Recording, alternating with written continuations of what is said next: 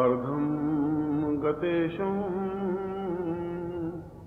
प्राणं परेशं नारीवमीशं रूपं परेशम् आरोगतं पूर्वमदैव रूपम् यौवन सदैवं प्रणवं परेशम्। आज का प्रवचन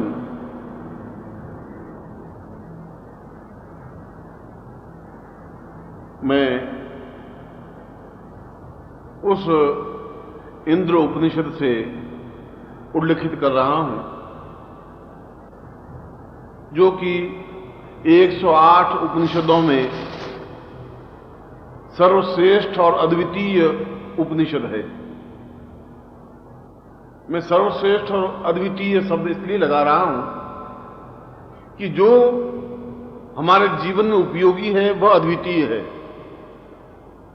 जो हमारे जीवन में उपयोगी नहीं है वह अद्वितीय नहीं है। वह चाहे सोने का पहाड़ भी हो मगर हमारे हाथ में नहीं है या जहां हमारी पहुंच नहीं है, वो अपने आप में अद्वितीय है तो उसकी कोई उपयोगिता नहीं है। वह ज्यादा वैल्यूबल है, वह ज्यादा महत्वपूर्ण है जो हमारे हाथ में है, जो हमारे सामने है, जो हमारे प्रत्यक्ष है, जो हमारे जीवन में घटित होने वाला है। ब्रह्म उपनिषद के बारे में, ब्रह्म के बारे में बताया है, ध्यान के बारे में बताया है, धारणा के बारे में बताया है, चिंतन के बारे में बताया है, मनस्थिति के बारे में बताया है। और उपनिषदों में पूरे जीवन के उन चिंतनों को, पूर्णत्व को प्रयोग करके दिखाया है। मगर वह ब्रह्म हमारे क्या काम का कि जहां हम उस जीवन में उस ब्रह्म से आनंद नहीं ले सके, उस ब्रह्म की उपयोगिता क्या है। जब उद्धव और पहली बार इस पूरे 25,000 फलक में, वर्ष में, इस कालखंड में, मैं 25,000 वर्षों का कालखंड आपके सामने रख रहा हूं, 1-2 साल में नहीं। और 25,000 वर्षों में यह भारतवर्ष का सबसे बड़ा दुर्भाग्य रहा कि उन्होंने अपने शरीर को सुखाने की जीवन की पद्धति मान ली। व्रत करना, उपवास करना, भूखों मरना, एक समय खाना खाना, नहीं खाना और पत्र पुष्प फल खाकर के जीवित रह जाना। विश्वामित्र पराशर प्रपतयो वातांबु पर्णासना, वात अंबु पर्ण, हवा खाना, पत्ते खाना और पानी पीना, इसके अलावा कुछ खाना नहीं। विश्वामित्र पराशर ने ऐसा किया और मैं सोचता हूं कि यह उनके जीवन की सबसे बड़ी न्यूनता थी, सबसे बड़ी कमी थी। इसलिए कमी थी कि वे इस चीज को समझ नहीं पाए कि जीवन का उद्देश्य और जीवन का मकसद शरीर को सुखाना नहीं है। और विश्वामित्र यहां गलती कर बैठे, यहां पर वशिष्ठ ने भी गलती की और उन्होंने गलती की तो आने वाली पीढ़ियों ने भी गलती की। उस गलती की सजा उन्होंने भुगती। उन्होंने इसलिए भुगती कि विश्वामित्र को एक समय ऐसा आना पड़ा कि कुत्ते का मांस खाना पड़ा। वशिष्ठ को एक बार ऐसा होना पड़ा कि अपने जीवन को एकदम से सांस रहे और जाए उस स्थिति में आना पड़ा, फिर भी ब्रह्म उनके सामने उपस्थित नहीं हुए।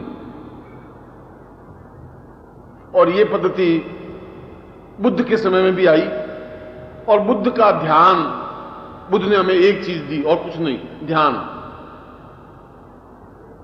मगर बुद्ध ये भूल गए कि ध्यान केवल आंखें बंद करने से ध्यान नहीं हो जाता। उन्होंने जीवन को सुखाने की एक प्रवृत्ति दे दी, जीवन सूख जाना चाहिए।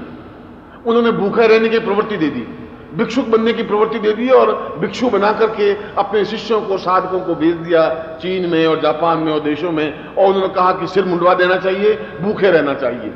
ये बुद्ध के जीवन की कमी थी, ये महावीर के जीवन की कमी थी कि उन्होंने और हमारे सारे 25,000 फलक में इस भूखों मरने की, निराहार रहने की और जीवन को सुखा देने की प्रवृत्ति रही। केवल एक व्यक्ति ऐसा बीच में अवतरित हुआ जिसने कहा कि ये नहीं, उसने प्रेम की बांसुरी लेकर के एक नई चेतना दी, कृष्ण। उसने कहा नहीं, शरीर सुखाने से कुछ नहीं बन सकता, शरीर सूखने से और बात तंबू पर्ण लेने से और पत्तों को खाने से और एकादशी का व्रत करने से जीवन में पूर्णता नहीं आ सकती। जीवन में पूर्णता तो जब जीवन है तो उसमें पूर्णता आनी चाहिए। जीवन का आनंद होना चाहिए, जीवन का ऐश्वर्य होना चाहिए, जीवन का एक सौंदर्य होना चाहिए। वह जीवन का अगर सौंदर्य नहीं है, अगर जीवन में कुछ रस नहीं है, जीवन में कुछ आनंद नहीं है, तो जीवन का कुछ मकसद भी नहीं है। और हमारे इन ऋषियों ने, इन योगियों ने जीवन का आनंद लिया ही नहीं। वे उस ख्याल में तो डूबे रहे कि ब्रह्म प्राप्त होना चाहिए। मगर कृष्ण ने कहा कि प्रेम के अलावा जीवन का कोई सार नहीं है। मैं कह रहा हूं तुम्हें शुद्ध प्रेम करने की कला आनी चाहिए, और अगर प्रेम है तो फिर मुझे इस पुस्तक से भी प्रेम है, और प्रेम है तो फिर निर्मोही से भी प्रेम है, और प्रेम है तो फिर पुष्प से भी प्रेम है, उस बादलों से भी प्रेम है, और खड़े हुए पेड़ पत्तों से भी प्रेम है। फिर मैं पेड़ से बात कर सकता हूं, फिर मैं बादलों की गड़गड़ाहट से बात कर सकता हूं, फिर बहती हुई नदी से बात कर सकता हूं। फिर मुझे बात करने की कला आएगी, तब आएगी जब मेरे अंदर प्रेम का अंकुरण फूटेगा। अब प्रेम का अंकुरण नहीं फूटेगा। मैंने मनाली में प्रवचन में पहले दिन कहा कि हम प्रकृति के बीच में बैठे हैं, सब बैठे थे, सही से बैठे थे, और मैंने कहा कि प्रकृति जीवन का आनंद है, और प्रकृति का मतलब है कि तुम पेड़ पौधों से बात करना सीखो। पेड़ से भी बात हो सकती है, पौधों से बात हो सकती है, पत्तों से बात हो सकती है। ये व्यास नदी बहती है, इस बहती नदी से बात हो सकती है। मैं तो प्रवचन करके चला गया। मथुरा की एक नया जोड़ा आया था शादी करके, पति पत्नी दोनों आए, उसने भी मेरा प्रवचन सुना। तो बाकी गए और वो पेड़ के बिल्कुल चिपक करके बैठ गई। भाई पेड़ बोले और मैं सुनूं। 5 मिनट बैठी, 10 मिनट बैठी, अब पेड़ कहां से बोलेगा। 15 मिनट बैठी, फिर वापिस आई। फिर एक और मथुरा की थी, उसने कहा लली ये पेड़ तो बोलत ना है। हमने तो बैठे, गुरु ने कहा कि पेड़ से बात करो, हमने बात करने की कोशिश करी, पेड़ तो बोले ही ना है। अब पेड़ बेचारा कहां से बोलेगा। अब वो, अरे मैं ये कह रहा हूं कि वो बोल नहीं सकता जब तुम्हारे अंदर प्रेम का अंकुरण फूटेगा नहीं। प्रेम का अंकुरण फूटा नहीं, उससे पहले तो तुमने चक्कर खाने शुरू कर दिए। माँ बाप ने 8 चक्कर ठुकवा दिए, अब उसके बाद जिंदगी में चक्कर खाती रही बैठी बैठी, पति और तू और पति, बस खत्म। क्योंकि जो दूसरी बार देखा पति का क्या करे,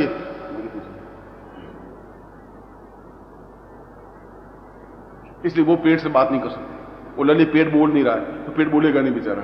पेड़ समझ रहा है बोलने से कोई फायदा नहीं है, ये तभी उठ के चली जाएगी। वो उसके अंदर प्रेम का प्रवाह नहीं है।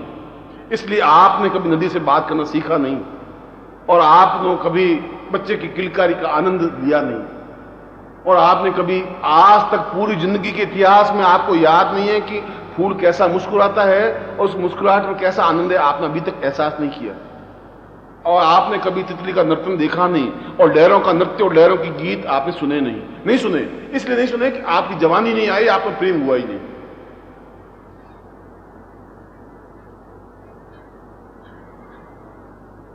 और मेरा प्रवचन सुनने के बाद आपके सिर के ऊपर तो सफेद हिमालय स्थापन हो गया है, सफेद बाल आ गए, और आपको गुरुजी 15-20 साल 25 साल पहले मिलते और कुछ बात करते तो शायद हम कुछ करते। अब तो आप बहुत पानी बह चुका गंगा का।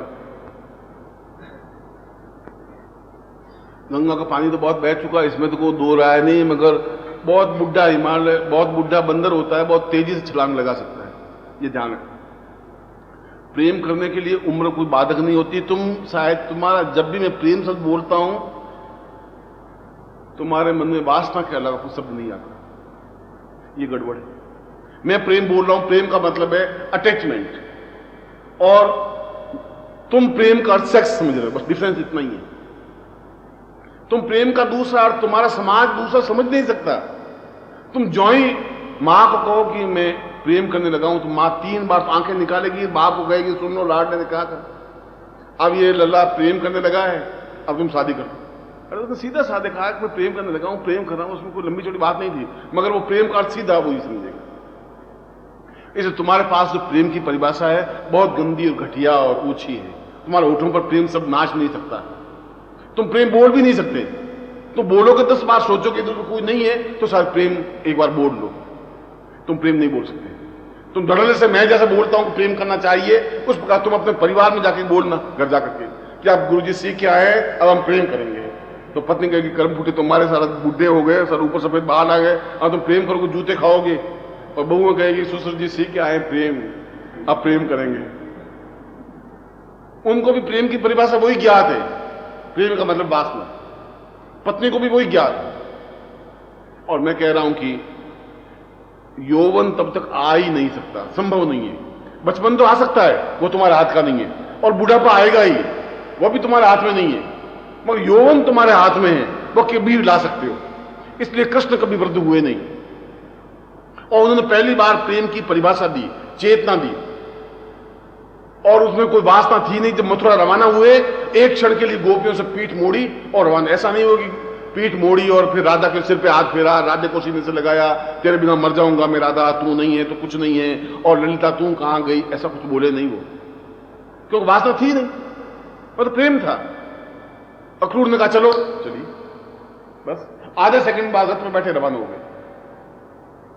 वासना होती है वहां दूषितता होती है, वहां अटैचमेंट होता है, वहां गंदगी होती है, वहां गड़बड़ी होती है। प्रेम में कहीं कोई बहते हुआ पानी जो साफ नदी का है, उसमें कोई दूषितता नहीं हो सकती। जवानी का जोश, जवानी की ताकत, जवानी का आनंद बिल्कुल दूसरा है, वह मस्ती दूसरी है। वह तो प्राप्त करने वाले प्राप्त कर सकता है, एहसास कर सकता है कि यह जवानी है। तूफान वेग की तरह, बादलों की उमड़न घुमड़न की तरह पूरे शरीर में जोश और प्रवाह, लावा बहने लग जाए शरीर में। खून नहीं बहे, खून तो आम आदमियों में बहता है, जवानी में खून नहीं बह सकता, लावा बहता है, पिघला हुआ इस्पात स्टील। ऐसा तुम्हारी जिंदगी में नहीं आया, मगर आ सकता है। इसीलिए हमारे पूर्वजों ने अप्सराओं की साधनाएं संपन्न की। अप्सराओं की साधना इसलिए संपन्न नहीं की कि उनके साथ कोई वासनात्मक खेल था, इसलिए नहीं की। अप्सराओं का तात्पर्य है कि पूर्ण यौवन प्राप्त करने की क्रिया, और पूर्ण यौवन प्राप्त 60 साल की उम्र में भी हो सकता है, 80 साल की उम्र में भी हो सकता है, 100 साल की उम्र में भी हो सकता है, 20 साल की उम्र में भी हो सकता है। और यौवन नहीं है तो फिर जीवन है ही नहीं। बचपन को जीवन कहते नहीं, और बुढ़ापे को जीवन कहते नहीं। बुढ़ापे का मतलब था कि आप बस कफन ओढ़ना है, सो जाना है। ऐसा नहीं हो सकता कि कोई आए और हम सीने की धड़कनें बिछा दे, ऐसा नहीं कर सकते। तुम्हारे पास सीने की धड़कन ही नहीं है तो बिछाओगे कहां से? ऐसा नहीं हो सकता। इसीलिए बहुपति ने कहा कि हमारे आने वाली पीढ़ियां यौवन शब्द को भूल जाएगी, प्रेम शब्द को भूल जाएगी। और अगर तुम्हें परिभाषा ज्ञात नहीं हो तो अपने घर में, मोहल्लों में उन लड़कों को देख लीजिए जिसको जवान तुम कहते हो, 20 साल से 30 साल की उम्र। अब 30 साल के बाद तो प्रौढ़ कहने लग जाता है, 40-45 साल बाद तो गया, खत्म हो गया, फिनिश। उनकी बड़बड़ाहट जवानी आती है, 16वें साल में सीटी बजाना शुरू करता है, 22 साल में सीटी खत्म। बस उंगली डाली और सीटी बजाई और जवानी शुरू हुई। बस अब जवानी उनकी कैसी आती है वो तुम देखते ही। उनके गाल पिचके हुए हैं, आंखें धसी हुई हैं, घबराए हुए, डरे हुए जरूर हैं, और एक पुर्जा लिखेंगे कहां, बस हो जाए। इतनी हिम्मत नहीं, हाथ से हाथ देकर ये मैं पूछ रहा हूं तुम कहां मिलेगी, मिलेगी कि नहीं मिलेगी, बोल। इतनी हिम्मत नहीं। और उस दीवार की छेद के अंदर रख देगा।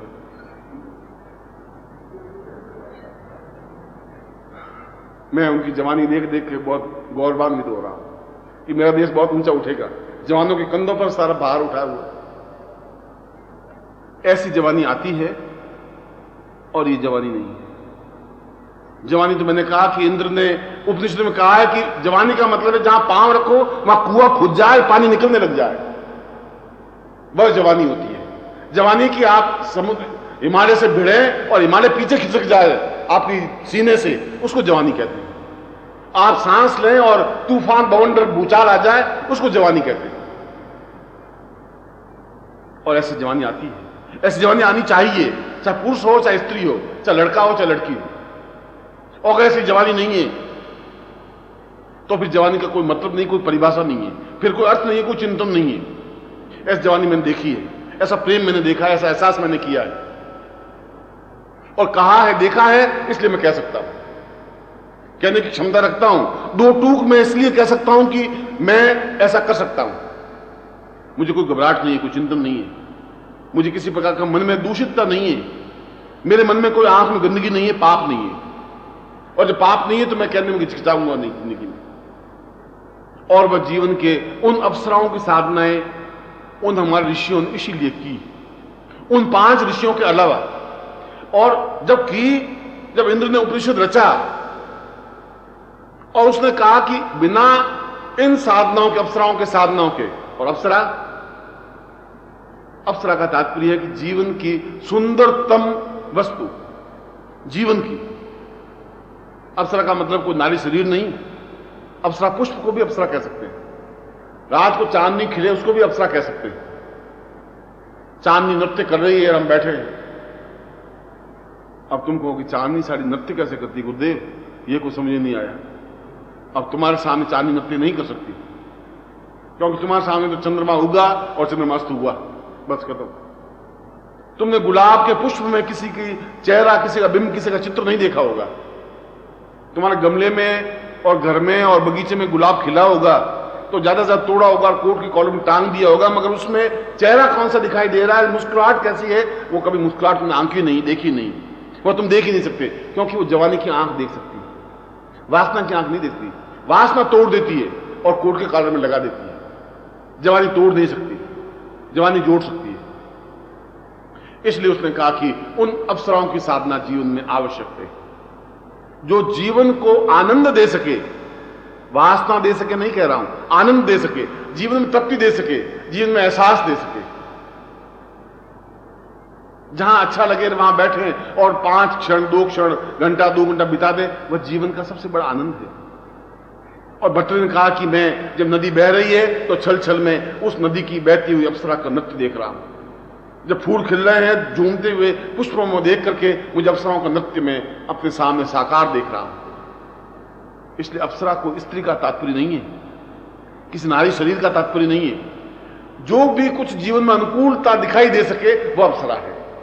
और अप्सरा का मतलब है स्त्री भी, नारी भी, क्योंकि संसार की सबसे सुंदरतम वस्तु नारी कही गई, पुरुष नहीं कहा गया। पुरुष तो एक, अगर बहुत नाजुक और सुंदर हो तो इंजड़ा कहलाता है। पुरुष अगर बहुत नाजुक हो जाए और तालियां बजाने लग जाए तो सोचेंगे सर आदमी तो इंजड़ा। पुरुष तो बलिष्ठ, ताकतवान, क्षमतावान होना चाहिए, पौरुषवान होना चाहिए, आंख में अंगारे होने चाहिए। पुरुष तो वो होता है, नाजुक नहीं हो सकता। स्त्री हो सकती है, और स्त्री अगर बलिष्ठ बन जाए, एनसीसी कैडेट बनी हुई अगर आ जाए, शादी की हुई, तो आप उसकी चाल देखिए, घर में धमाधम करती हुई, आंगन में पांव पटकती हुई घर में घुसेगी। अरे ये कि एनसीसी में अभ्यास पड़ा हुआ है, अब ये अभ्यास नहीं बदल सकता। वह एक नाजुकता है, एक कोमलता है। और पुरुष हमेशा एक विपरीत तथ्य देखता है। कठोर है तो नाजुकता देखेगा, अगर पुरुष बलशाली है तो बहुत एक नाजुक क्षणों को देखना चाहेगा, और स्त्री अगर नाजुक है तो बलिष्ठ पुरुष देखना चाहेगी। बिल्कुल विपरीत ध्रुव है, और इन विपरीत ध्रुवों का पारस्पर देखने की क्रिया को यौवन कहते हैं। ये यौवन की परिभाषा इंद्र ने दी, देखने की क्रिया। और देखे भी तो हृदय की आंख से देखे, इन नेत्रों से देखने की कोई जरूरत नहीं है, हृदय की आंख से भी देखी जा सकती है। इसलिए उन जिनसे प्रेम करें तो इंद्र ने ऐसी कई साधनाएं दी, ऐसे कई तथ्य दिए जिसके माध्यम से कुरूप स्त्री को भी बहुत अधिक अद्वितीय सुंदर बनाया जा सकता है। मैंने इस इंद्रोपनिषद के उन श्लोकों का वर्णन नहीं किया गया कि नारी शरीर को सुंदरतम शरीर किसे कहा जाता है, आंख कैसी होनी चाहिए, नाक कैसा होना चाहिए, गला कैसा होना चाहिए, केश कैसे होने चाहिए, वक्षस्थल, वो सब कुछ उसमें वर्णन है। मैं उस वर्णन पे नहीं जा रहा हूं, वह तो एक कल्पना क्रिया है। और अत्यंत कुरूप और गंदी लड़की को भी सुंदरतम अद्वितीय बनाया जा सकता है। और यूं तो हमारे चारवाक ऋषि हो चुके हैं, और उन्होंने कहा है कि प्राप्यते 16 वर्षे गर्द भी अप्सरा यते हैं। 16 वर्ष की गद्दी हो वह भी अप्सरा दिखाई देती है, बहुत सुंदर। 16 साल की हर एक अप्सरा हो जाएगी, वह नहीं जो 80 साल की उम्र में भी अत्यंत सुंदर और आकर्षक बनी रह सके, वह अप्सरा है। अप्सरा का मतलब है कि उम्र का उसके ऊपर इफेक्ट पड़े ही नहीं, और अगर पड़ा है तो वह अपने पूरे शरीर को अप्सरा के समान सुंदर बनाए। क्या उसके हाथ में है। यदि गुरु साधना दे तो, गुरु मार्गदर्शन दे तो, उसके हाथ में नहीं है। तुम्हारे हाथ में नहीं है कि अप्सरा जैसा रूप कैसे धारण किया जाए, तुम्हारे हाथ में नहीं है। तुम्हारे हाथ में नहीं कि यौवन कैसे प्राप्त किया जाए, तुम्हारे हाथ में नहीं है। इसलिए कि किसी गुरु ने इस शब्द को छेड़ा नहीं। छेड़ा इसलिए नहीं कि उनमें हिम्मत नहीं थी।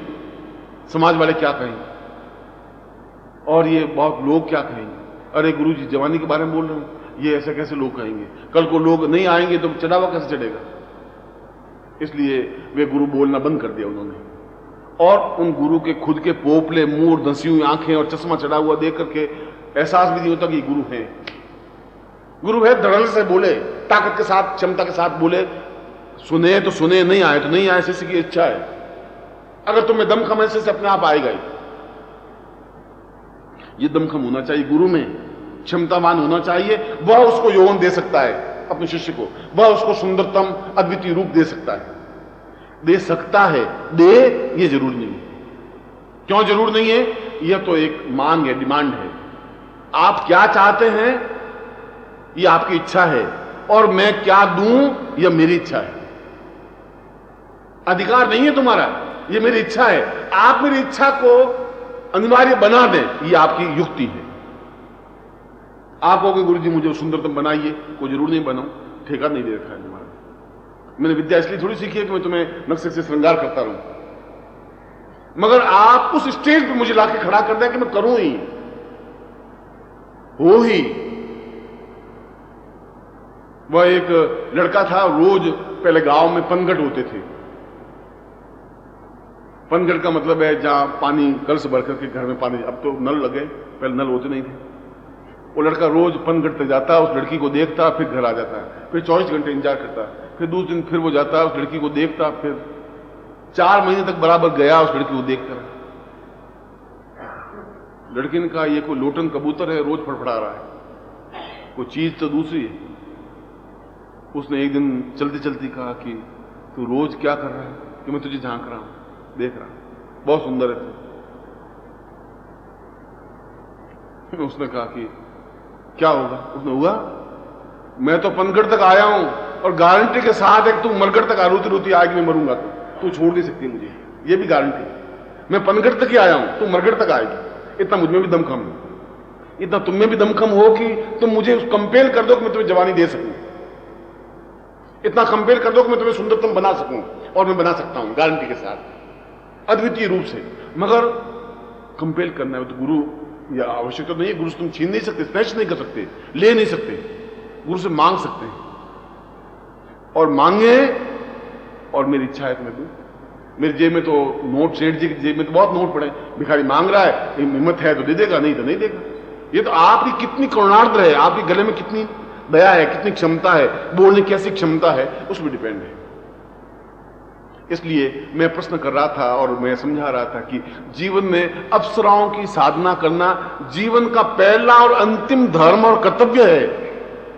ये ब्रह्म की साधना सेकेंडरी चीज है, थर्ड चीज है। ये सुखा देना शरीर को थर्ड चीज है। अगर तुम्हारा शरीर ही तुम्हारे साथ नहीं है, आनंददायक शरीर नहीं है, आकर्षक और पौष्टिक शरीर नहीं है, शेर की तरह तुम्हारी चाल नहीं है, तो तुम्हारी जिंदगी क्या है? उस जिंदगी का मतलब और मकसद क्या है? तुम चलो तो जैसे शेर चल रहा हो, तुम बोलो तो एकदम गर्जना करता, शेर गर्जना करता हो, तुम्हारा सीना एकदम, कोई कपड़े उतार करके कोई देख रहे तो ऐसा लगे जैसे पूरा समुद्र उमड़ करके खड़ा हो गया। ये जवानी है, ये ताकत है, क्षमता है, ये पौरुषता है, ये होना चाहिए। अगर ऐसा नहीं है तो मर भी जाओगे, तुम्हारे होठों पर कोई मुस्कुराहट नहीं रहेगी, फीकी मुस्कुराहट होगी, आंखें धंसी हुई होगी, उसमें आनंद मस्ती क्षण नहीं हो सकते। और वह चीज जब हमारे ऋषियों ने, योगियों ने, इंद्र ने, देवताओं ने, और मैं एक नहीं 50 देवताओं को उदाहरण दे दूं, जिन देवताओं को हम अपना आराध्य मानते हैं, उन्होंने उन अप्सराओं को नृत्य करवाए। राम तक ने, जिनको मर्यादा पुरुषोत्तम कहा, अब उनको कहा मर्यादा पुरुषोत्तम, इस बात के लिए तो फिर मैं कभी बोलूंगा कि उन्होंने कितनी मर्यादाएं रखी और कौन कौन सी मर्यादा रखी। उन्होंने तो मर्यादा रखी कि सीता को कहा कि तू रावण के घर में रह के आई है, इसलिए तू अग्नि में प्रवेश कर और मुझे पवित्रता का और पवित्र पातिव्रत्य का, मुझ धर्म का बता कि तुम पतिव्रता है। सीता ने तो खैर अग्नि परीक्षा दे दी, मगर सीता वापस पूछती कि बिलने के साथ आप 8 महीने तक रहे और बेर झूठे खाते रहे, मुझे भी आप अग्नि में प्रवेश करके मुझे बताइए कि आप पतिव्रत धर्म पूरे रहे। उसने बेचारा नहीं पूछ की। तुम बिलने के झूठे बेर मैं तो नहीं खा सकता, तुम क्यों खाए? तो मैं कहूं कि तुम झूठा खाना खाओ, तुम खाओगे? या तो बहुत ज्यादा अटैचमेंट होगा, कुछ गहराई होगी, तभी तो झूठा खाना खाओगे। पूछने वाले तो पूछ सकता है, मैं उनके ऊपर किसी प्रकार का लांछन नहीं लगा रहा हूं। मगर इतिहास पुरुष अगर है, राम भगवान है, तब तो मैं आज जोड़ रहा हूं। इतिहास पुरुष है तो फिर मैं सैकड़ों बार जी उड़ा के खड़ा कर दूंगा। मगर उन्होंने भी जब रासु यज्ञ किया और जब सीता लवकुश के साथ में वाल्मीकि आश्रम में थी, अप्सराओं का नृत्य संपन्न करवाए, क्योंकि जरूरी था। और इसलिए जरूर था कि उसके माध्यम से ही यौवन प्राप्त हो सकता था, अप्सराओं के नृत्य के माध्यम से, अप्सराओं की उपस्थिति से, संभोग से नहीं, साहचर्य से नहीं। ये तो मैं फिर तुम्हारी दिशा दृष्टि स्पष्ट कर रहा हूं। जहां मैं प्रेम शब्द बोलूं वहां कहीं गंदगी, कहीं घटियापन, कहीं ओछापन नहीं है। अगर राम ने अप्सराओं के नृत्य संपन्न कराए तो कहीं ओछापन नहीं था, मगर अप्सराओं की उपस्थिति से ही जीवन में यौवन प्राप्त होता है। अगर बहुत सुंदर तथ्य दिखाई दे और देखते ही मन में प्रसन्नता होती है, कितना ही उदास आदमी हो और एकदम से एकदम खुशी पैदा हो जाती है। मैं चाहे कितना ही उदास हूं, नदी किनारे बैठूं तो एकदम से खुशी होगी, 5-7 मिनट 10 मिनट मन की सारी चिंता धुल जाएगी और मैं नदी को देखता रह जाऊंगा। प्रकृति के बीच में जाऊंगा तो मुझे वहां आनंद आता है, तो आनंद आता है। अपने आप में विपरीत तथ्य को देखने से आनंद की अनुभूति होती ही है, निश्चित रूप से होती है। इसलिए और आनंद के माध्यम से यौवन की प्राप्ति हो सकती है। राम ने पूछा है वशिष्ठ को, वर्धत्वम एवं अवतम वदेव। वशिष्ठ, मेरे जीवन में वृद्धता आ रही है, गुरुदेव मेरे जीवन में वृद्धता आ रही है, और एक राजा वृद्धता प्राप्त कर ले तो फिर राजा कैसा रहेगा? तो वशिष्ठ उसको कह रहे हैं, यौवनम मतम पूर्ण मदेव तुल्यम सा ज्ञानताम यक्षिणी मयि बदेव अप्सराम पूर्ण मदेव नृत्यम सपूर्ण यौवनम मतम बदेव। तुम वापिस यौवन प्राप्त कर सकते हो उन यक्षिणियों के नृत्य के माध्यम से, उन अप्सराओं के नृत्य के माध्यम से, जिसके माध्यम से आनंद की अनुभूतियां हो और आनंद का प्रत्येक क्षण यौवन प्रदान करता है। यौवन प्रदान करता है, धन प्रदान करता है, ऐश्वर्य प्रदान करता है, भौतिक संपदाएं प्रदान करता है। और हमारे जीवन में यही चाहिए। हमारे जीवन में वैराग्य चाहिए, और वैराग्य तब होगा जब तुम्हारे पास कुछ चीज होगी, तब वैराग्य होगा। वैराग्य होगा कहां से? तुम कौन सा वैराग्य दान कर सकते हो? तुम कहोगे गुरुजी अब मैं मतलब ताजमहल में नहीं रहूंगा, नहीं रहूंगा गुरुजी। और ताजमहल तुम्हारा है ही नहीं, रहोगे कहां से? खड्डे में रहोगे तुम। कौन सा ताजमहल तुम्हारे पास? रह रहे कोई झोंपड़ी नहीं, तुम ताजमहल में नहीं रहोगे गुरुजी। और अब गुरुजी आप सौगंध खाते हैं अमेरिका घूमने नहीं जाएंगे गुरुजी, त्याग कर दिया, नहीं जाएंगे गुरुजी अमेरिका। अरे अमेरिका जाने के लिए चाहिए 25,000 रुपए, तुम लाओगे कहां से? अमेरिका छोड़ दिया। कैसे छोड़ दिया? तुम्हारे पास धन संपत्ति पासपोर्ट हो, टिकट भी हो, अमेरिका नहीं जाएंगे, तब त्याग होगा। तो त्याग के लिए पहले भोग होना जरूरी है, पहले संपदा होनी जरूरी है, और संपदा के लिए यौवन होना जरूरी है, और यौवन के लिए अप्सराएं होनी जरूरी है। ये सारा लिंक, और अगर ये लिंक नहीं है तो फिर जीवन में तुम्हारा यौवन तो है और बिल्कुल एक पानी की बुलबुली की तरह फूंक मारे खत्म हो जाए। और नहीं तो किसी यौवनवान लड़के को गली में देखूं, सीधा भाग जाता, गली के पार जा खड़ा, अच्छा देख लेंगे देख लेंगे देख लेंगे, उस गली के पार ही देख लेंगे। अरे साले मैंने तो आवाज दी है और तुम ठेठ गली के पार जाकर के देख लेंगे। अच्छी तरह से पास में आके देख ले, अब वहां से क्या देख लेंगे? और आ जाना देख लेंगे, तुम क्या समझ रखा है? और हाथ बाहर निकाले तो जैसे मेरे अंगूठे के हाथ है वैसे, बिल्कुल ऐसे। और बाहें क्यों बेचारा, थोड़े बहुत मुझे मन में अच्छा था कि भाई बाहें अच्छी होंगी, तुमने तो और सत्यानाश कर दिया, बाहें निकाल करती है। मेरे युवक और देश के नौजवान यौवनवान हैं और मुझे इस बात की खुशी है। इसलिए वह यौवन प्राप्त हो सकता है, तुम्हारे जीवन में भी हो सकता है। और वह यौवन केवल अप्सराओं की साधनाओं के माध्यम से होता है। और संसार में केवल 16 अप्सराओं की साधनाएं बताई गई हैं। अप्सराएं 16 ही हैं, ऋषि भी 16 ही हैं। तुम्हारे जितने गोत्र हैं वे 16 गोत्र हैं। 16 ब्रह्मा के 16 पुत्र हुए और 16 पुत्रों से 16 गोत्र बने। उन गोत्रों के हम सब संतान।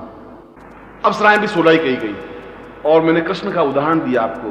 कृष्ण का उदाहरण इसलिए दिया कि कृष्ण ने जब प्रेम की बांसुरी बजाई, प्रेम को एक नवीन तथ्य रखा, तो 16 कला पूर्ण कृष्ण कहलाए। 16 कला पूर्ण। राम भी 16 कला पूर्ण नहीं थे, 12 कलाओं से पूर्ण थे। बुद्ध 9 कला से पूर्ण थे। महावीर 8 कलाओं से पूर्ण थे। 16 कला पूर्ण केवल एक कृष्ण ही बने।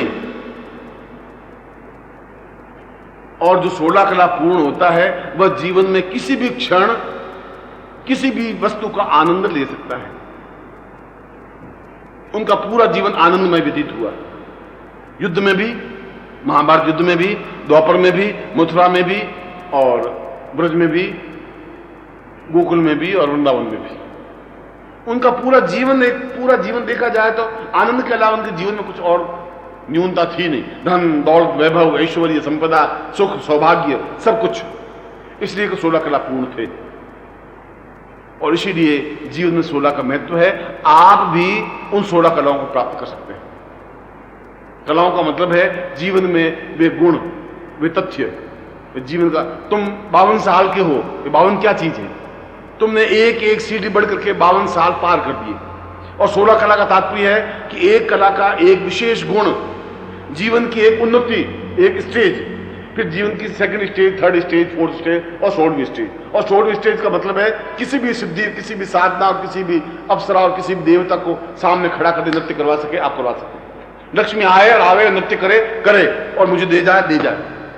बस 16 कला पूर्ण पुरुषोत्तम कहलाता है। पुरुष नहीं, पुरुषोत्तम, पुरुषों में भी उत्तम, वह पुरुषोत्तम कहलाता है। और पुरुषोत्तम शब्द केवल कृष्ण के लिए रिक्त हुआ है, क्योंकि अन्य कोई भी 16 कला पूर्ण बना नहीं।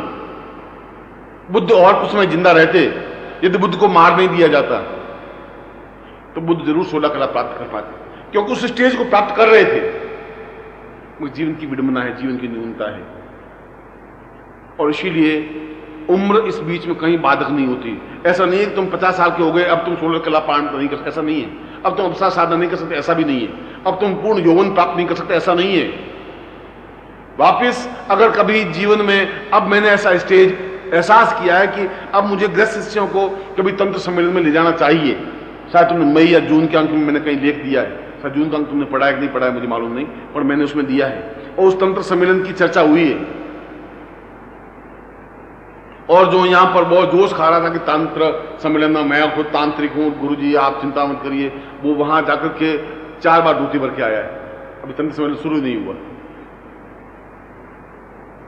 साहस, क्योंकि बिना यौवन के तंत्र नहीं मिल सकता, बिना यौवन के जीवन की पूर्णता सिद्धियां प्राप्त नहीं हो सकती। इसलिए उम्र कहीं बीच में बाधक नहीं होती। उम्र कोई अपने आप में अर्थ रखती नहीं। इस समय भी तुम अपने आप में अगर 50 साल के भी हो तो तुम्हें किसी ने कानून से मना नहीं किया कि तुम कल तितली का नृत्य नहीं देखोगे, ऐसा कानून ने रोक नहीं दिया है। ऐसा भी रोक नहीं लगा कि खिले हुए पुष्प को अब तुम नहीं देख सकते, क्योंकि 50-60 साल के हो गए हो, अब खिले हुए गुलाब के पुष्प को तुम नहीं देख सकते। ऐसा कहीं नहीं लिखा नहीं है। ऐसा नहीं लिखा है कि नदी छल छल बह रही हो और तुम उसका नृत्य संगीत नहीं देख सकते, ऐसा नहीं लिखा है। उम्र बाधक है ही नहीं, तुम्हारा मन बाधक हो गया है कि अरे गुरुजी अब 55-56 तो हो ही गए गुरुजी, 2-4 साल में अब कब्र में लेटना है गुरुजी, अब आप अब यौवन की बात है। ठीक है गुरुजी, नदी किनारा पेड़ कब गिर जाए कब गिर जाए, तुम्हारा मन मर रहा है। मैं तुम्हें मार नहीं रहा हूं, तुम खुद मरे हुए हो। और जब आते हैं शिष्य तो रोते हुए, अरे क्या हुआ? बस गुरुजी सब, अरे हुआ क्या? अब गुरुजी क्या बताएं गुरुजी, अब जाने वाले हैं गुरुजी। तो फिर यहां रोने के लिए जाने वाले हो तो खत्म होते लेटर लिख देते, भाई हम चले गए गुरुजी, ये पत्र मेरा, राम राम राम राम, मैं भी आपकी राम राम कुछ नहीं। यहां क्या के लिए आए? तुम खुद रोते हुए आए और मुझे भी 2 मिनट के लिए मतलब उदास बेचैन परेशान कर दिया। मैं तो खुद जिंदगी में आनंद के साथ क्षण व्यतीत करता हूं, इसलिए कि तुम्हारा बचपन के बाद तुम्हारे जीवन को समाज ने तुम्हें मृत तुल्य बना दिया। तुम्हें और औरतों दोनों को। लड़की होश नहीं सकती, लड़की मुस्कुरा नहीं सकती, लड़की खिलखिला नहीं सकती, हंसे तो लड़की बेहया, थोड़ी जोर से बोले तो लड़की शर्म बेशर्म, ये घटिया लड़की, ये बाहर जा नहीं सकती, ये गली में खड़ी हो नहीं सकती, ये किसी को देख नहीं सकती, ये किसी के पास बात कर नहीं सकती, ये डिब्बी में बंद हो सकती है, ये मर सकती है। बस और वो ऐसे करती है, ये बहुत चरित्र, ये बहुत भली, ये बहुत समझदार। इससे ज्यादा गुलामी इस संसार में कहीं नहीं हो सकती। और तुम खुद गुलाम हो अपने मन के। मैंने तुम्हें गुलाम नहीं बनाया, मैं तुम्हें वापस पहली बार एहसास करा रहा हूं, तुम्हें वापस जवानी मिल सकती है, वापस यौवन प्राप्त हो सकता है इस साधना के माध्यम से। और तुम कह रहे हो कि क्या साधनों में सफलता मिलती है? तुमने मैं प्रश्न 5वीं बार उठा रहा हूं, 10वीं बार उठा रहा हूं अपने प्रवचनों में, और मैं कह रहा हूं कि गारंटी के साथ मिल सकती है। तुम्हें अपने आप में कॉन्फिडेंस होना चाहिए, तुम्हारा खुद का विश्वास खत्म हो गया तुम्हारे। तुम तो शुरू करोगे उससे पहले तुम्हारा विश्वास की। अब मंत्र जब तो रहे हैं, होगा कि नहीं होगा, चलो जब लेते बस, यहां से तुम शुरू हुए। होगा ये गारंटी के साथ होगा, नहीं कैसे होगा तब कोई बात ही नहीं। वहां शुरुआत होनी चाहिए, तुम्हारी शुरुआत बिल्कुल गलत ढंग से होती है, इसलिए तुम्हें साधना में सफलता नहीं मिल सकती। माला तो फेरते हो, 51 माला फेरनी है, ऊना वना तो कुछ है नहीं। चलो गुरुजी ने कह दिया तो माला फेर देते हैं, धड़ धड़ दूसरी तीसरी चौथी 51 माला फेर दी। गुरुजी पहले ही कहा था कुछ होगा नहीं। और भाई तो ये 2 घंटे तुमने सत्यानाश क्यों किए तेरे गुरु के? मरा हुआ व्यक्ति कुछ नहीं कर सकता, और तुम हकीकत में मरे हुए हो, पर तुम्हारी विशेषता है तुम सांस लेते हुए मुर्दा हो। ऐसे दुनिया में नहीं दिखाई देते। मुर्दा तो दिखाई देते, सांस लेने वाले मुर्दा तुम पहली बार मेरे सामने खड़े। एक विशेषता तुम्हारी यह है जो मुझ में नहीं है, और दूसरी विशेषता यह है कि तुम अपनी लाश को कंधे पर रख करके चले जा रहे हैं। उसमें कोई हंसी नहीं है, उसमें मुस्कुराहट नहीं है, उसमें खिलखिलाहट नहीं है, तुम हंस नहीं सकते। तुम घर में अगर अभी घर जाओ और घर में जोर से हा हा हा हा हा तो सब देखेंगे क्या हुआ क्या, और लड़के आके पूछेंगे पिताजी तबीयत ठीक है आपकी, क्या हुआ? नहीं तबीयत ठीक है। तो माँ को कहेंगे पिताजी जो तो आए और जोर से हा हा हा कर रहे थे, वो आएगी कि नमक मिर्च ऊपर करेगी और कोई नजर टोटका लग गया, क्या हुआ तुम्हारे, क्या हुआ? अरे हुआ क्या सर? तुम नहीं हंस सकते, मरे हुआ मुर्दा हंस नहीं सकता भाई, समझ नहीं है। और हंसे तो घर वालों के लिए आश्चर्य, मोहल्लों के लिए आश्चर्य। 3 दिन घर में चर्चा का विषय कि दादाजी जोर से हंसे, खिलखिलाए, भगवान जाने क्या हो गया, भूत लग गया, प्रेत लग गया, और झाड़ीगर को अलग बुलाया कि झाड़ा फेर वही गुरुजी। और मुझे लेटर लिखे गुरुजी आप कीड़े पड़े, आपने ऐसा क्या करके भेज दिया? अरे मैंने तो मरे हुए शरीर को थोड़ा हंसना सिखाया है, अब मेरे कीड़े काय के लिए पड़े? मुझे सीधी लेटर लिखेगी गुरुजी यहां आए जोर से हा हा हा हा हंसे गुरुजी, बात कर पड़ोगी। इसलिए तुम दोनों में 2 विशेषताएं हैं, और ये दोनों विशेषताएं, ये मेरा सौभाग्य है कि मुझे ऐसे अद्वितीय शिष्य मिले। वास्तव में मैंने सन्यासी शिष्य तो बहुत देखे, और मैंने सोचा गृहस्थ में जाएंगे तो शायद बहुत शानदार शिष्य मिलेंगे, और यहां आने के बाद तो मैं खुद गौरवान्वित रोमांचित होता हूं हर क्षण। ऐसा जीवन नहीं चल सकता, ऐसा जीवन का आनंद कुछ नहीं है, इस जीवन में कुछ मस्ती नहीं है। एक बार उनको चौंकने दो, घरवालों को एहसास करने दो कि तुम कुछ बड़े हो। उल्टे तुम पूछो क्या हुआ, तुम घबराहट तुम्हें क्या हुई, क्या हुआ, तकलीफ क्या हुई, तुम क्यों चौंके हो? कि गुरुजी हंसे आप पिताजी, कि उन्होंने पाप किया क्या, कोई खोटा की हंसाई हो? हा हा क्या तुम्हारा क्या हुआ? जरूर पागल हो गए, ये पागल जरूर। इसमें अब पहले तो एक बार हंसे तो शायद पागल हुए कि नहीं हुए, अब दूसरी बार फिर हंसेगा, ये पागल जरूर।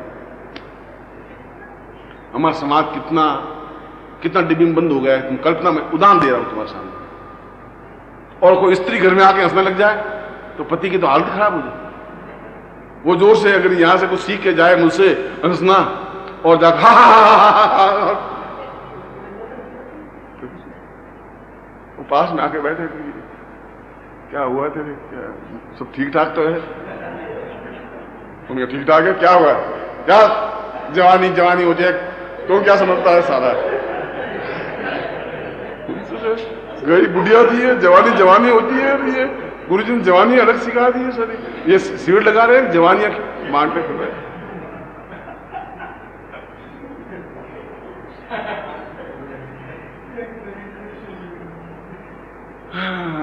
ये उन ऋषियों का दोष है, तुम्हारा दोष नहीं है, क्योंकि वो खून तुम्हारे शरीर में फैल गया है, और मैं पैदा हुआ हूं तुम्हारे उस खून को साफ करने के लिए, प्योरिफिकेशन। जो जितना समय मुझे मिलेगा तुम्हारा खून शुद्ध मैं जरूर करूंगा, प्रवचनों के माध्यम से, शब्दों के माध्यम से, व्यंग के माध्यम से, फटकार के माध्यम से, गालियों के माध्यम से, और नहीं मिला तो जबरदस्ती खून निकाल करके प्योर करके वापस शरीर में डालूंगा। करना पड़ेगा ऐसा, और इसके अलावा मेरे पास कोई चारा नहीं है। अभी तक तो मैं समझा रहा हूं, शायद तुम खून अपना प्योर कर, मगर तुम्हारे खून में वही धीमापन है, बुझा हुआ चेहरा है, मरा हुआ चेहरा है, तुम्हें ताकत नहीं, जवानी नहीं, ताकत नहीं, तुम्हें क्षमता नहीं, तो कुछ करना पड़ेगा। और ऐसा होना चाहिए। आप में से मुझे 33 करोड़ देवी देवताओं तो सब तुमने नहीं देखे होंगे, पर 33 देवता देखे होंगे, राम और कृष्ण और ये, उनमें से किसी का गाल पिचके हुए कोई देवता के देखे तुमने? कि कृष्ण भगवान के गाल पिचके हुए हैं, कि शिव जी के गाल पिचके हुए हैं, कि विष्णु के गाल के हैं, आंखें धसी हुई हैं, चश्मा चढ़ा हुआ है? क्योंकि उन्होंने जीवन में एक अट्टहास किया, मुस्कुराहट की है। विष्णु ने स्वयं क्षीर सागर मंथन हुआ है और मोहिनी पैदा हुई है, श्री रंभा विश्वारुणी अमीशन। जब लक्ष्मी पैदा हुई तो लक्ष्मी से शादी की, रंभा पैदा हुई तो रंभा से भी शादी की। अप्सराओं से शादी करना अपने आप में गुनाह नहीं है, मर्दानगी है, वीरता है, साहस है। वासना ठीक नहीं है, मैं वासना को उचित प्रेम नहीं देता हूं। वासना पशु करते हैं, हम पशु नहीं बन सकते। हम प्रेम कर सकते हैं, और प्रेम नहीं करेंगे तो तुम बहुत जल्दी शमशान में चले जाओगे, 10-15 साल बाद, ज्यादा समय नहीं रुक सकते। और अगर प्रेम करने की कला सीख लोगे, 50 साल यमराज तुम्हारा कुछ नहीं बिगाड़ सकता, ये भी गारंटी है। और उस यौवन को प्राप्त करने के लिए, क्योंकि कोई एक शब्द अगर गुरु से मिल जाता है तो लाखों रुपए का हो जाता है। कोई एक औषधि, कोई एक जड़ी बूटी, कोई एक चीज दे दे तो पूरी जिंदगी बन जाती है। कोई आयुर्वेद के जो गुरु होते थे, कोई जिंदगी भर हजारों दवाइयां लिख के नहीं देते थे, जिंदगी में 1 या 2 नुस्खे देते थे, और 2 नुस्खों से करोड़पति लखपति बन जाता था। और गुरु 1-2 मंत्र देते थे और जिंदगी उनकी समझ जाती थी। मैंने उन ऋषियों की, उन योगियों की, उन सन्यासियों की सेवाएं की हैं। 6-6 महीने तक लंगोटियां धोई, उनके घर में रहे, उनके आश्रम में रहे, उनकी झोंपड़ियों के गोबर लीपा है, उनके कपड़े धोए, और 6 महीने बाद एक मंत्र मिला, मगर एक मंत्र भी अपने आप में अद्भुत अद्भुत नहीं मिला। और मैंने उस दिन से एहसास किया कि मंत्र सही है, इसमें सिद्धि मिलेगी, गारंटी के साथ मिलेगी, जा ही नहीं सकती। क्योंकि मेरा थिंकिंग प्लस पॉइंट से स्टार्ट होता था, तुम्हारा थिंकिंग नेगेटिव पॉइंट से स्टार्ट होता है। जब तुम्हारे मन में, इसलिए कि मैं जिंदा था, यौवन था, ताकत थी, चेतना थी, इसलिए तुम मुर्दा हो और बलहीन हो और चेतनाहीन हो, डिफरेंस है। और मैं अपनी बात अपने बच्चों को साथ 2 टूक शब्दों में कह सकता हूं, कहने की क्षमता है। इसलिए मैंने कहा कि या तो मैं तुम्हारे खून को शुद्ध करने की कोशिश करूंगा, और नहीं तो फिर जबरदस्ती खून निकाल कर शुद्ध कर दूंगा, कर जरूर दूंगा, और गारंटी के साथ करूंगा, उससे पहले मौत मेरे पास नहीं आ सकती। ये चैलेंज एक बार तुम्हें यौवन दे के दिखाऊं, एहसास हो कि यौवन किसे कहते हैं, उसका आनंद, उसकी मस्ती, उसकी तृप्ति कभी देखें तो मालूम पड़ेगा। यह एहसास होना चाहिए। मैं उस मंत्र को आपको दे रहा हूं, अप्सराओं के मंत्र को, या जिसको यक्षिणी मंत्र कहते हैं, उस मंत्र को आप मंत्र जाप करना है आज रात्रि को ही, और आप करें और अनुभव करें, आप करें और अनुभव करें, क्योंकि गारंटी के साथ में अनुभूतियां, सफलता और श्रेयता और सिद्धि मिलती ही है। ऐसा हो नहीं सकता कि आप करें और नहीं करें। ऐसा हो नहीं सकता कि मैं आपके गाल पे थप्पड़ मारूं और गाल पे ललाई निशान नहीं हो जाए, ऐसा हो नहीं सकता।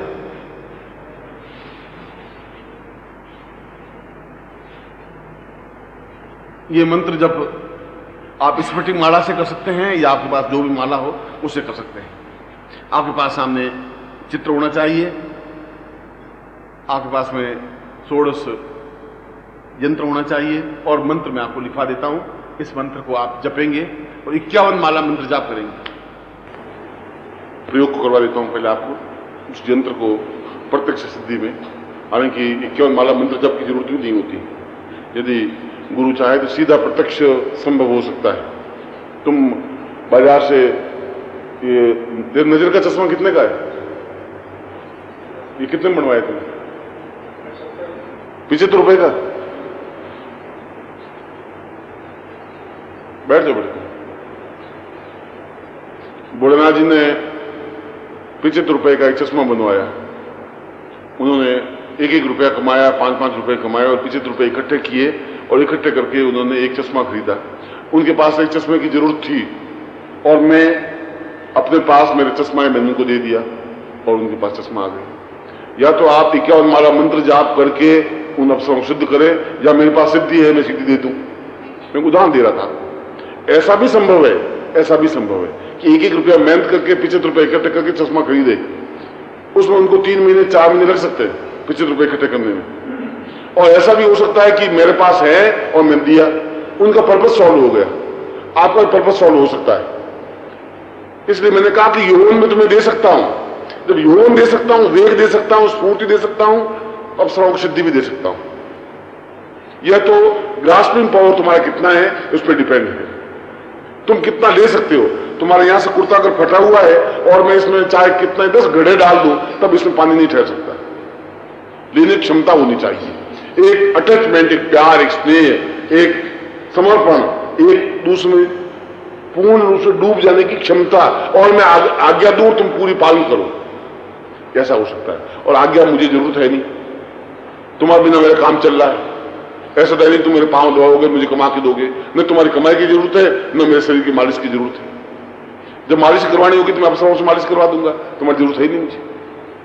और कमाना होगा तो स्वर्ण देह को कहूंगा कि मुझे कम से कम 500 सोने के स्वर्ण आभूषण चाहिए, वो ले आएगी, तो मुझे क्या दो, मुझे इसकी जरूरत नहीं है। मगर मैं कह रहा हूं कि तुम्हारा प्यार, अटैचमेंट, स्नेह और गहराई मुझे चाहिए, वो है तो मिल सकता है। अगर पत्नी पूर्ण रूप से समर्पित है तो घर की चाबियां उसको मिल सकती है। पत्नी अगर बहुत चालाक और धूर्त और ये और पति को डाउट हो कि ये पीर भाग जाएगी लेकर के, मरी चाबी नहीं दे उसको, कि चाबी दे देंगे, चाबी पिताजी के पास है, पिताजी दे नहीं रहे, सब अटैची उसमें है और लॉकर में पड़ा है, और लॉकर में तेरा नाम लिखा नहीं है, अब उसमें 100 बहाने हो सकते हैं, और मैं भी तुम्हारे साथ 100 बहाने कर सकता हूं। क्योंकि जब तक पत्नी पर भरोसा पति का नहीं जम रहा है, तुम्हारे ऊपर मेरा भरोसा जमना चाहिए और तुम ट्रस्ट पैदा कर सको। मैं तो भरोसा कर रहा हूं, तुम विश्वास पैदा कर सको कि मैं विश्वास पात्र हूं। क्योंकि आज तुम मुझे गुरुदेव का तो कल वहां गाड़ी में जाती गाली देने लग जाओ कि गुरु जी गए, सारी रात मंत्र जाप किया, सारी अप्सरा एक ही आई तो नहीं, बेकार। अरे आज तो गुरु जी कर रहे थे, चरण धोकर के पानी पी रहे थे, कल गाली देने लगे, क्या हुआ तुम्हारा? बस ऐसा नहीं चल सकता। कोई जरूरत नहीं, मैं पानी पीने से मेहमान नहीं बन सकता, मुझे हाथ जोड़ने से भी मेहमान नहीं बन सकता, तुम्हारे हाथ जोड़ने से कुछ हो नहीं सकता। हाथ जोड़ने वाले सैकड़ों योगी यति सन्यासी देवता बैठे हैं जो जोड़ रहे हैं, मैं जान रहा हूं, समझ रहा हूं। मगर मैं तुम्हें कह रहा हूं, तुम मुझे विश्वास ट्रस्ट दो, मैं तुम्हें सब कुछ दे सकता हूं। वह अपने आप में सीधा तरीका है। ये 1-1 रुपया करके 75 रुपए कमाने की जरूरत नहीं है, मैं बिल्कुल शॉर्टकट समझा रहा हूं। 75 दिन बर्बाद करके 75 रुपए कमा करके चश्मा लाने की जरूरत नहीं है। मेरे पास हजारों चश्मे पड़े हैं जो बेकार पड़े, यूजलेस, मुझे उनकी जरूरत नहीं है, और मैं तुम्हें चश्मा 2 सेकंड में दे सकता हूं, पर दूंगा तब जब तुम्हारा पूरा ट्रस्ट मुझे एहसास होना चाहिए, तब मैं चाबी निकालूंगा और तुम्हें दे दूंगा। ये तुम्हारे हाथ में निर्भर है, उसमें चापलूसी नहीं होनी चाहिए, क्योंकि तुमसे ज्यादा मेरी आंखें सतर्क और निगाह तेज है, मैं भांप जाऊंगा, तुमसे ज्यादा होशियार हूं इस मामले में। क्योंकि तुम गेहूं की बाजरे की खेती करते होंगे, बाजरे गेहूं पहचान, में तो आदमियों की खेती करता हूं। आदमी आते हैं, आदमी को देखता हूं, आदमी को रवाना करता हूं, दूसरे आदमी आते हैं, इसलिए मेरी आंखें तेज है। चापलूसी नहीं चलेगी, प्यार चलेगा, स्नेह चलेगा, अटैचमेंट चलेगा, गहराई चलेगी, समर्पण चलेगा। तुम समर्पण करके देखो एक बार, और घाटे में रहो तो मुझे गाली देना, फिर मैं गाली खाने को तैयार हूं। ये करो।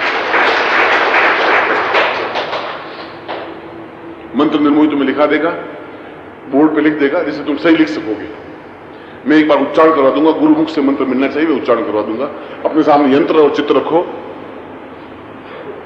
गणपति को स्मरण करो हाथ जोड़ के। ओम सुमुखश्चै ग्रंथश्चै कपिलो लंबोदरश्च विक्तो विघ्नाशो विनायक धूम्रकेतु गणागच्छो भालचंद्रो गजाननः द्वादशैता नामानि अपरेष्णुमानवे विद्यारंभे विवाहे च प्रवेशे निर्गमे संग्रामे संकटे च विघ्नस्य संजायते शुक्लां वरदं देवं श्रीवर्णं शुभ्रं प्रसन्नवदनं ध्याये सर्वविघ्नोपशान्तये लाभस्ते सां जयस्ते सांकृस्ते सां पराजय येषामिन्द्रिय वृषामो यथोपि जनार्दन अभिविश्वासिद्धर्थं पूजितो यं स्वाश्रये सर्व विघ्न हरस्तस्मै गणाधिपतेन मां श्रीमन्महागणाधिपतेन महालक्ष्मी नारायणाभ्यां मां उमा महेश्वराभ्यान्मा श्री पुरंदराभ्यान्मा मात्र पितृ चरण कमलेभ्योन्मा इष्ट देवताभ्योन्मा कुल देवताभ्योन्मा ग्राम देवताभ्योन्मा स्थान देवताभ्योन्मा वास्तु देवताभ्योन्मा वाणी हिरण्यगर्भाभ्यान्मा सचि पुरंदराभ्यान्मा सर्वेभ्यो देवेभ्यो नमः सर्वेभ्यो ब्राह्मणेभ्यो नमो नमः तत्रादु माम निखिलेश्वरानंदांति नाम समाताम संकल्पम कुर्यात। सीधा हाथ कर लीजिए सामने, दाहिना राइट हैंड सीधा, आपका हाथ मेरे तक टच होना चाहिए, लंबा खींचो थोड़ा, ऐसा हाथ ऐसा मरे हुए नहीं, और सीधा वक्षस्थल सीधा हो। ओम विष्णु विष्णु भागवत से बरखंडे जम्मूदीपेश आदिवासा के बोधावतार समसे समवे को सम 2047 आषाढ़ मासे स्वैष्णव मंदवासे मंदवासे रात्रो रात्र प्राप्त लक्ष्मी प्राप्त कृष्ण श्रीकाल सुनाणम सकल वंशकामना सिद्धर्थम भाईवास राजद्वार विजय प्राप्त सभा से सपुत्र से सभानुष्य अखिल कुटुंब सहित सबसो समस्त भय व्याधि जरा पीड़ा मृत्यु परिहार द्वारा आयु आरोग्य धात विषमता षोडश कला पूर्णताम षोडश अप्सराम सिद्धि प्राप्त निगृह स्वानंदांति सर्व सिद्धि यौवन प्राप्ति दातम धना धान्य ऐश्वर्य अभिवर्ते स्वर्ण शाम प्राप्त निमित्तम स्व आकस्मिक प्राप्त निमित्तम सर्व ऐश्वर्य सुख सौभाग्यम प्राप्त गुरु साक्षिणे अग्नि साक्षिणे जल साक्षिणे ताम पदम तुभ्यम संपर्दे। छोड़ दीजिए। अब उस यंत्र को अपने बाएं हाथ में लीजिए, जो आपके सामने यंत्र लेफ्ट हैंड में लीजिए और दाहिने हाथ से इसके ऊपर रखिए हाथ संपुटेन में। ताम पुरुषाम उंगली से उंगली जब संपुट करें सम और पुट, अंगूठे से अंगूठा उंगली से उंगली ऐसा संपुट होना चाहिए।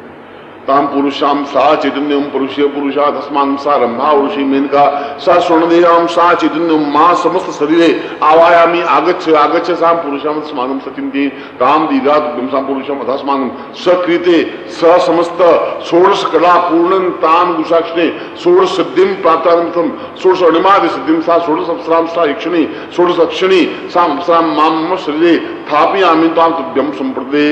दाहिने हाथ में यंत्र को लीजिए और यंत्र को पकड़ लीजिए, सिर पे लगाइए, एक हाथ से पकड़ी बाएं हाथ छोड़ दीजिए, लेफ्ट हैंड छोड़ दीजिए, दाहिने हाथ से।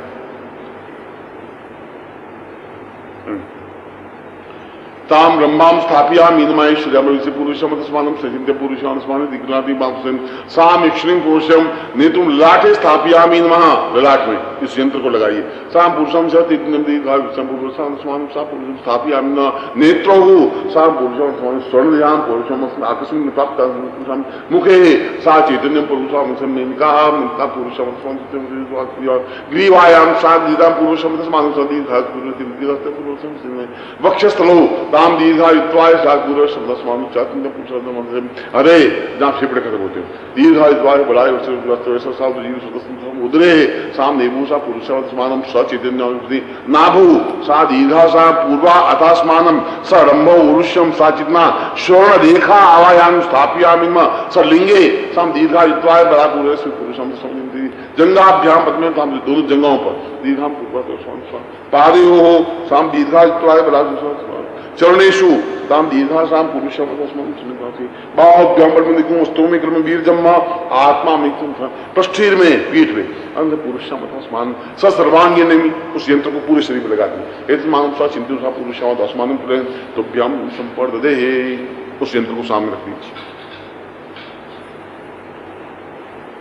चित्र के सामने हाथ जोड़ दीजिए। यौवन्वतां पूर्णमदेव रूपम सचिन्त्य रूपाम अपितम मदेवम आशां पुरो अवसरो पूर्वमेवं सिद्धिर्भवे पूर्णवसे तवश्यम दीर्घानि त्वां सा कृष्ण निखिले स्वानन्दान्ति सा सिद्धिर्भवति मां विष्णुनाति सा सिद्धिसां सिद्धास्मा सा एतसां आवायामि आगच्छ आगच्छ मम हृदये मम स्थाने मम शरीरे स्थापयामि स सिद्धिर्भवति मम कार्यं सिद्धि करि करि त्वां तुभ्यं संपद्ये। गुरु प्रार्थयेत गुरु ब्रह्मा गुरु विष्णु गुरुदेवो महेश्वर गुरु साक्षात् परब्रह्म तस्मै श्री गुरु चरण कमलेभ्यो नमः। ध्यान मूलम गुरु मूर्तिर पूजा मूलम गुरुपदम मंत्र मूलम गुरु वाक्य मोक्ष मूलम गुरु मूकं करोति वाचालं पंगुलं लंघयते गिरं यत्कृपात् वन्दे त्वमेव माता च पिता त्वमेव बन्धुः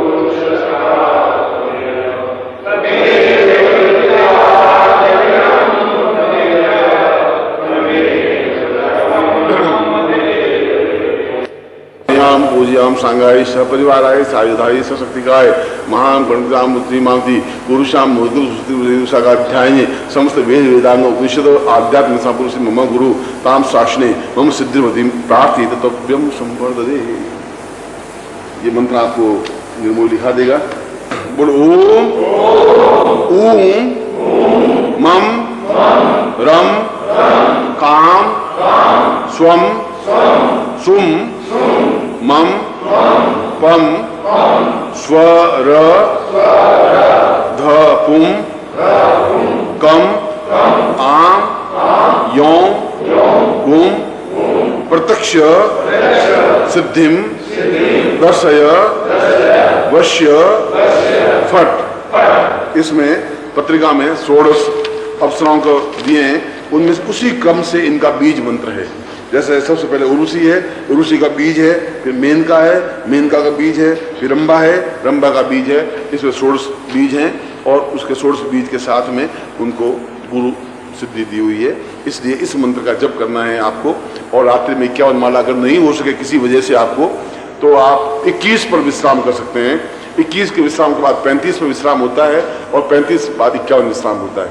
यदि आप 35 कर सकें बाकी घर जाके कर लेना, 21 कर सके तो बाकी घर जाके कर देना, 51 कर सके तो बहुत अच्छी बात है। आप में जितनी हिम्मत हो। अभी आपको विश्राम देंगे, चाय की व्यवस्था साबित करेंगे। आप चाय वाय पी लें, उसके बाद अपने आसन पर बैठ जाएं और उस मंत्र को सिद्धि